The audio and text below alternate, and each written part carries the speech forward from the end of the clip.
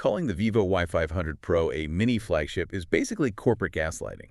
Holding a 6.67-inch screen shouldn't, feel like you're palming a surfboard. Mobile brands have permanently skewed your perception of, physical size. You kind of expect a device labeled mini to slip effortlessly into a coin pocket or to rest perfectly in your palm without forcing your thumb into unnatural gymnastics just to swipe away a daily notification. Slapping that label on a massive slab of glass borders on comedy. Managed 160.23 by 74.51 by 7.81 millimeters. The physical scale literally dictates a massive device, yet the final hardware registers at just 198 grams. We are pulling from leaked telecom schematics, official Y500 teaser campaigns, and heavily debated geopolitical tech forums to figure out how mobile manufacturers are actively defying basic physics.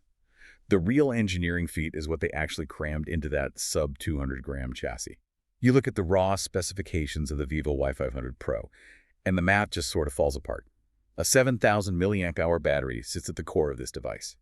A standalone power bank holding 7,000 milliamp hours acts like a dense brick in your bag. It literally drags your coat pocket down to your knees. The engineering inside this phone feels like a clown car. You expect a dozen people to pile out of this tiny frame, but the doors just keep opening and more impossible hardware pours out. Swapping outdated graphite anodes for complex silicon-carbon compositions allows that specific kind of density. Silicon absorbs drastically more lithium ions, pulling the microscopic particles into a vastly tighter lattice, Squeezing vastly more energy capacity into the exact same physical footprint happens literally at the molecular level. The battery cell transitions into a dense, highly efficient sheet of power. That dense sheet of power still has to share an incredibly tight housing with a 200-megapixel main camera.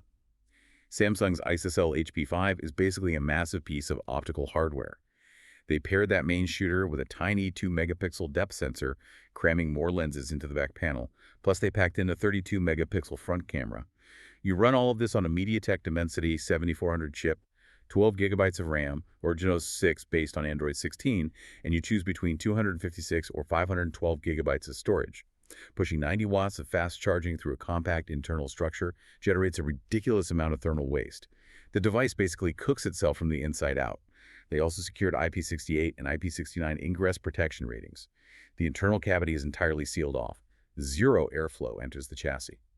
Bonding the battery cell directly to the copper cooling chambers turns the entire back glass panel into a massive passive heat sink. Structural battery integration solves the thermal nightmare and the weight problem simultaneously. Engineers eliminate the redundant metal brackets, shedding the extra plastic housing. The heat dissipates instantly across the entire surface area. You feel that heat spreading out against your palm during a heavy gaming session, but the glass never actually burns you. You get all this in light green, titanium black, soft pink, or auspicious cloud gold. I still keep going back to the weight, though. A power bank is heavier than this entire phone. The 198-gram number mathematically defies logic. Shrinking the dead space around the active pixels creates a powerful optical illusion that tricks your brain. A 2800 by 1260 resolution AMOLED panel completely dominates the front face, operating at a fluid 120 Hz. Pushing the screen-to-body ratio into the high 90s keeps the physical scale of the device compact, heavily favoring the display. The usable screen real estate outshines the physical border so aggressively that the mini designation starts making functional sense, but only when you place the active screen against the chunky bezels of legacy hardware. The official listings on China Telecom confirm these hardware specifications ahead of the November 10th launch in China under the model number V251STEEN-A. Vivo is pushing the global release of the highly anticipated X300 series concurrently, saturating the market with heavily optimized software. You swipe away from a heavy mobile game, and the operating system instantly suspends the power draw. High-end engineering inevitably trickles down to the budget tier. While the Y500 Pro focuses heavily on keeping the weight down, the newly launched Y500s ignores the diet entirely. It pushes the battery capacity even higher. Dropping the price to 1,800 Chinese yuan targets the budget consumer aggressively. That translates to roughly 24,800 rupees for the 8GB RAM and 256GB storage model. Pushing up to the 12GB RAM or 8GB RAM with 512GB storage variants tops out at 2,200 yuan, sitting around 30,400 rupees. Manufacturers utilize cheaper entry-level architectures to offset the massive cost of a gigantic 7,200 mAh battery. You experience a staggering drop in raw hardware quality to hit that specific entry-level price. The camera setup plummets from that 200-megapixel Samsung sensor down to a basic 50-megapixel rear shooter. The front camera shrinks to a simple 8-megapixel sensor. The display technology takes a massive hit. The panel drops the vibrant AMOLED entirely, swapping in a standard 6.75-inch HD LCD screen. You can physically see the individual pixels around the edges of text icons. The internal processor shifts down to a basic Snapdragon 4 Gen 2 chipset. Opening a heavy web page or jumping between a video call and a document requires a noticeable beat of hesitation. You're basically buying a giant battery with a low-resolution screen taped to the front of it. Sourcing legacy connectivity hardware keeps the production lines incredibly cheap for the manufacturer. The device runs on Bluetooth 4.2, an ancient wireless standard that limits the range of your headphones, but it still supports modern 5G cellular networks. Reversing the power flow out of that 7,200 milliamp hour cell fundamentally changes the primary function of the smartphone. You find a bizarre mix of older tech packed into the housing, including an accelerometer, an ambient light sensor, an electronic compass, and an infrared remote control. You even unlock the device using a physical side-mounted fingerprint scanner. Having a 7,200 milliamp hour battery with reverse charging means your phone operates as emergency life support for your wireless earbuds or your smartwatch. Your friend's dying device just siphons power directly from yours. Experiencing the sheer panic of seeing a 5% battery icon on your peripherals is entirely erased. You carry a portable power grid in your pocket. The physical dimensions match that reality. The package hits the scale at a heavy 219 grams. The body measures 8.39 millimeters thick. The Phoenix Gold variant inexplicably measures slightly thicker at 8.49 millimeters. The other colors are Galaxy Silver and Obsidian Black. Rejecting the daily charging cycle fundamentally changes consumer habits. The entire mobile industry is shifting its target away from surviving a single workday.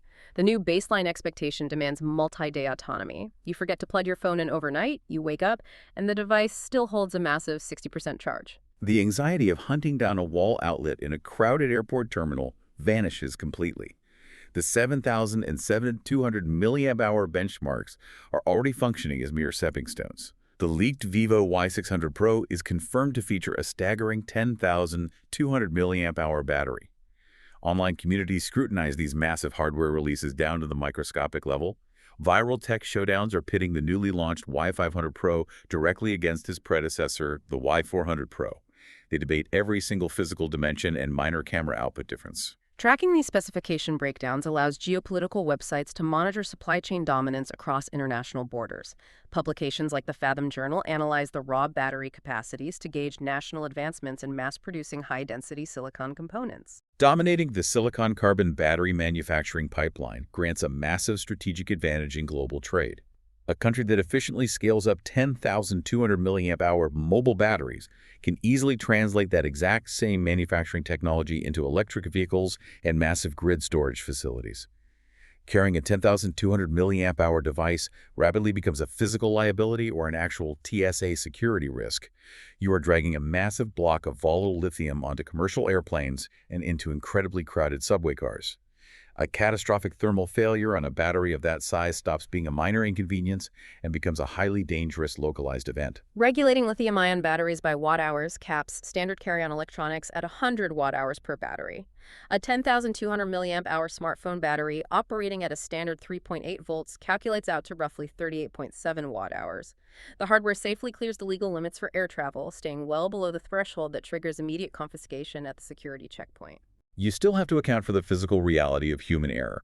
A device containing nearly 40 watt-hours of raw energy gets dropped on the hard pavement, cracking the internal casing. The highly dense silicon-carbon composition ignites, unleashing an intense chemical fire that requires specialized foam extinguishers to suppress. Competitors are rapidly scrambling to keep up with these massive battery benchmarks.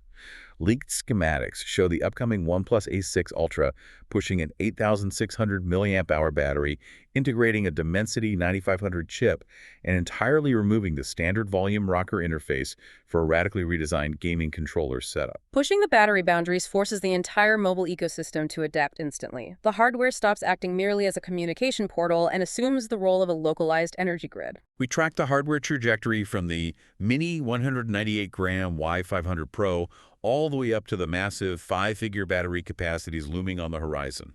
If smartphones like the Y500s are functioning as high-capacity, reverse-charging power hubs, you are rapidly approaching a future where your phone might serve as the primary backup generator for your entire mobile ecosystem during a multi-day grid failure.